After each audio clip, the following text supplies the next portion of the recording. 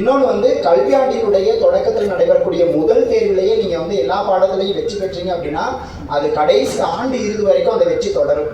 அதனால நீங்கள் என்ன பண்ணணும் அப்படின்னா இந்த முதல் தேர்வில் எல்லாருமே ஒரு உறுதி எடுத்துக்கணும், ஒரு நம்பிக்கை. முதல் இடைப்பருவ தேர்விலேயே நான் வந்து வெற்றி பெற்றுவேன் அப்படின்னு சொல்லிட்டு ஃபர்ஸ்ட் நம்மளுடைய இலக்கு தேர்ச்சியாக இருக்கணும். அப்புறம் வந்து அரையாண்டு முடிஞ்சதுக்கப்புறம் மதிப்பெண்ணை நோக்கி நம்மளுடைய முயற்சி வந்து இருக்கணும்.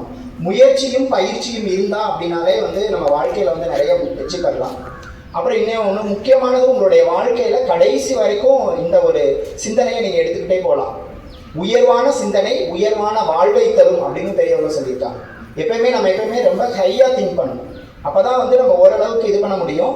ஆனா ஹையா திங்க் பண்ணா கண்டிப்பா உயர்வான இடத்துக்கு நம்ம போயிடலாம் அப்படின்னு சொல்லிட்டு இந்த முதல் இடைப்பருவ தேர்வில் அனைத்து மாணவர்களும் 6ஆம் வகுப்பிலிருந்து 12ஆம் வகுப்பு மாணவர்கள் அனைவரும் வந்து வெற்றி பெற வேண்டும் என்று உங்களை வேண்டி விரும்பி கேட்டுக்கொள்கிறேன். நன்றி.